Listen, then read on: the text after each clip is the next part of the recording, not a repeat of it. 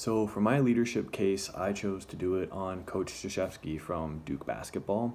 And I wrote my paper on what makes a leader effective. And the reason I did this was because as we all try and grow and be better leaders, we can say specific things, whether it's at work, whether it's on an athletic field, in a classroom, wherever it is.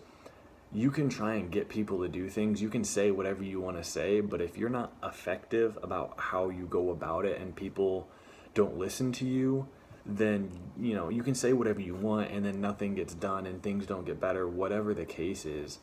So I really wanted to learn for myself from someone who's been so effective at what they do, at being a leader and being a big figure, how he went about it. And the first thing that really connected to me from Coach K was building a culture. And this applies to not only the sports world, but this also applies to the business world of, you need a culture in your business that is positive, that people want to be a part of, that, is that it's exciting to work there, to be a part of it. And one of the quotes that I found from Coach K that really kind of stuck in was, you have to be trustworthy. You have to take the time to develop a relationship that's so strong with each individual player that they will trust you. And I really think that that's key, not only for an athletic world, but the business world. Like, if you don't trust your boss, if you don't trust what they say and how they say it, you're not going to want to work for them. You're not going to want to be a part of it. At the soccer team here that I'm a part of, when our coach tried to lead us and tried to say things, we had no trust in him. We had no trust in what he was saying. We had no trust within the team, that it just created a really, really negative culture, a really, really bad culture. And, that's not only something on an athletic field, but it could be the same thing at work. If you don't like your boss and you don't trust your boss and what they're telling you to do, you're never going to be the best you can possibly be.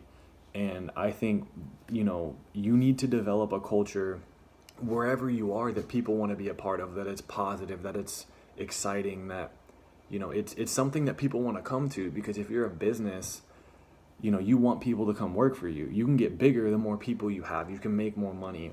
And if you have a very negative reputation, a very negative culture, people aren't going to want to come be a part of it. But if you have a very positive culture, a very positive atmosphere, people will want to follow you and follow what you're saying. I think that's part of the reason you see all these big companies and like Bill Gates is so successful, because people want to be a part of that culture, and it just leads to overall success. The second thing that I really learned from Coach K was the ability to adapt to whatever situations you're in and overcome any hardships that are thrown your way. And I think the biggest example of how he's done it over his time is he's been a coach there at Duke for 38 years. And at Division I basketball, if you're not consistent in what you do, at Division I, you're going to get fired if you don't win.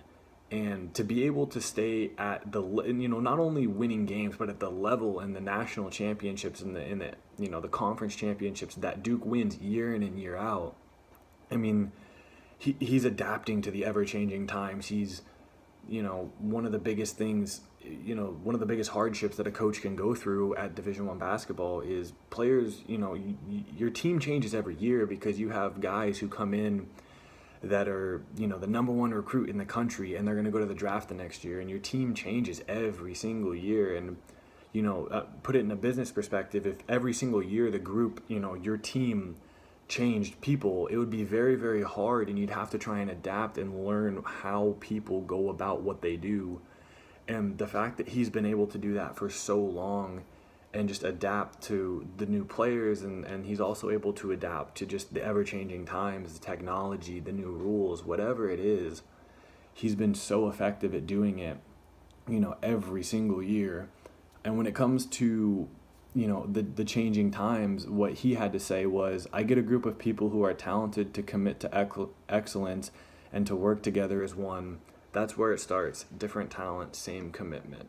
And that really stuck out to me, because when you're, even in a business world, if you're working and everybody in your team has the same same commitment, same work ethic, same everything, you're going to be so much more effective. You might not ever have the most skilled workers. You might never have the smartest people in the world, but if you guys all buy in, and you're a leader and you can get every single person in on your team, in your work team, on your athletic team, whatever it is, if you can get everybody to buy into that overall goal, you're going to be so effective at what you do, because everybody is going to learn. Like in our marketing class, we learned, as a business, if you can push the why of why you do things, people will want to be a part of it. If you're Coach K and you're he's so effective at what he does because he can sell to the players, why are we doing this? Why are we doing this on the court? And I think it's such an amazing job what he's been able to do, and the consistency as a leader, not only for his team, but he coaches the national basketball team for the USA.